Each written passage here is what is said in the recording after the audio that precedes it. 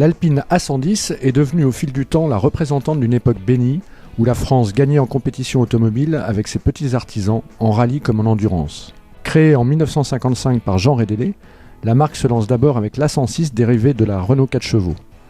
Avec l'A108 de 1958, qui récupère la base mécanique de la Dauphine, les formes légendaires de la berlinette commencent à se dessiner. Mais c'est l'A110, lancé en 1962, qui créera réellement la légende alpine durant ses 15 ans de carrière. Bonjour et bienvenue sur Kartjäger. Nous sommes aujourd'hui sur le circuit de Manicourt et nous retrouvons Patrick qui est copilote sur cette superbe Alpine A110 1800 groupe 4 et cette voiture a une histoire particulière que va nous raconter un petit peu Patrick. Voilà, oui, elles ont toutes un peu des histoires particulières, hein, forcément dès qu'on fait de la course. Voilà. Donc cette 1800, c'est une des premières 1800 groupe 4 d'usine, juste pour l'homologation, au début de l'homologation. Donc cette auto, elle est de juillet 72. Donc le championnat du monde n'existait pas puisqu'il a démarré donc en 73. Mais donc déjà Alpine faisait toutes les courses internationales déjà. Et donc cette voiture a participé au Tour Auto avec Jean-Pierre Nicolas et Jean Todt, qui est l'actuel patron de la FIA, qui était donc son copilote. Et il a navigué d'ailleurs plusieurs pilotes chez Alpine. Hein. Ça a été un très grand copilote, Jean Todt. Ensuite, Jean-Pierre Nicolas a repris cette voiture avec un autre copilote qui s'appelle Marcel Calouer, et ils ont fait ensemble donc le Tour de Corse. Ensuite, c'est Jean-Pierre Manzagol qui a participé aux Cévennes. Je crois qu'il a fait deuxième au rallye des Cévennes. Ensuite, cette voiture, elle a participé avec un privé au rallye du Var, et avec un autre privé, elle a participé à un autre Tour de France Auto. Comme toutes les Alpines jusqu'alors, l'A110 dérive d'une Renault, en l'occurrence la Renault 8. Les principes de Jean Rédélé sont toujours les mêmes. Une mécanique éprouvée, pas forcément très puissante. La première A110, dite 956, comme sa cylindrée, ne délivre que 55 chevaux. Et un châssis poutre et une carrosserie en fibre de verre pour un poids contenu de moins de 600 kg. D'année en année, l'A110 va évoluer avec des mécaniques de plus en plus puissantes, passant du Cléon fonte des R8 au Cléon alu des R16, et pour atteindre en fin de carrière les 127 chevaux. Elle connaîtra aussi plusieurs carrosseries. Outre la fameuse berlinette Tour de France, elle existe en cabriolet, mais aussi en version 2+2 appelée GT4. L'année 73 constitue une année de gueule de bois pour l'Occident, après plus de 6 ans qui marquèrent l'apogée des 30 Glorieuses. En politique, la boucherie vietnamienne va piano et les accords de Paris permettent un cessez-le-feu dans cette région exténuée. Aux États-Unis, le scandale du Watergate explose qui se soldera par une sortie de route tonitruante de Nixon. Côté dictature, le Chili rentre dans le bal mené par Pinochet qui fait son coup d'État le 9 septembre de l'année. Ici, RAS dans la France qui voit s'envoler en son ciel le premier vol commercial d'Airbus. Côté culture, ça dépote toujours avec les Stones qui sortent la bombe Angie dans l'album Goat's Head Soup. En France, Cause toujours tu m'intéresses, chante Dalida Delon sur Parole. Au cinéma, Louis de Funès en pleine guerre du Kippour brille dans Rabbi Jacob. Deux révérences sont tirées cette année-là, Picasso quitte la terre et Bardot le cinéma, les hommes baissent les couleurs. Paris lève la tête devant la grande érection de la tour Montparnasse.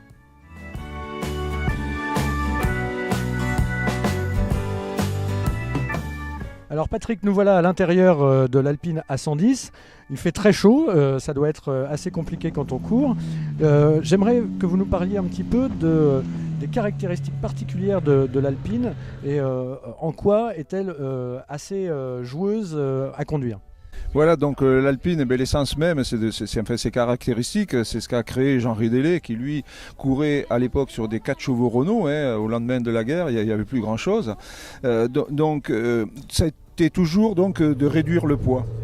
Donc l'Alpine a le gabarit, enfin l'empattement de la 4 chevaux, exactement le même empattement, donc de faire des voitures légères et très faciles à manier. Donc le gros avantage, c'est son gabarit extérieur, ça se faufile, ça saute d'un virage dans l'autre, sur l'autre, donc les enchaînements sont très agréables, ça c'est vraiment très intéressant parce qu'elle sort d'un virage et elle re-rentre dans l'autre toute seule, quoi.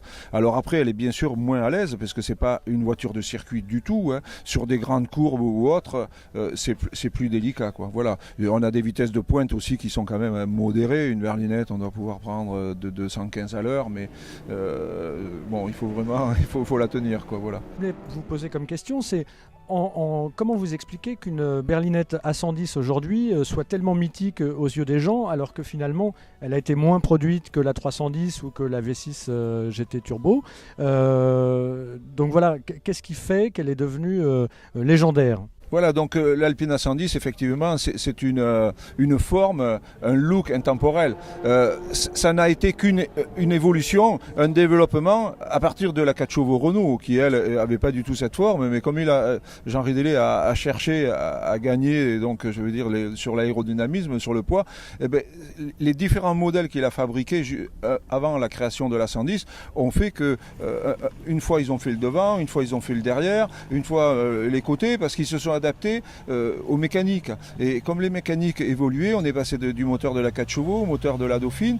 Au départ, les radiateurs étaient derrière. Et c'est pour ça que vous avez des formes un peu ovales sur le côté, parce que c'était les entrées d'air. Et alors, bon, bien sûr, le look, et puis après, surtout, les résultats en compétition, parce que c'était le petit poussé qui se battait contre les géants italiens, les géants donc allemands, surtout, avec les Porsche.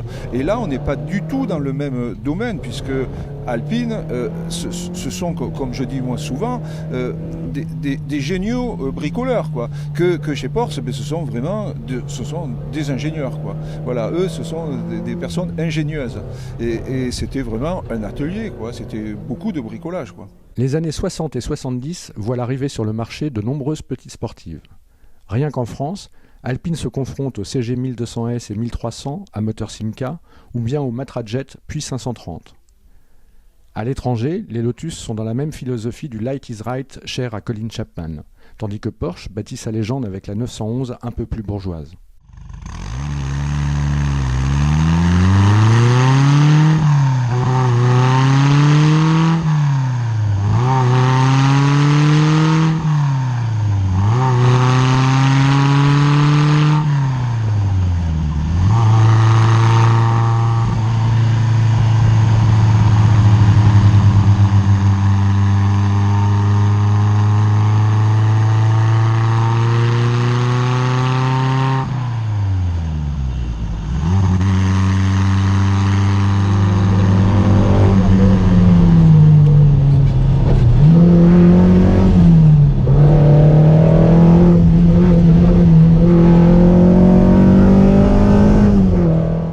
Il est loin le temps où l'on pouvait s'acheter une A110 pour une bouchée de pain.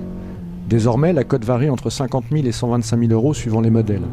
Mais pour les pièces détachées, en revanche, pas de souci de disponibilité. L'avantage de nombreuses pièces issues de la grande série Renault.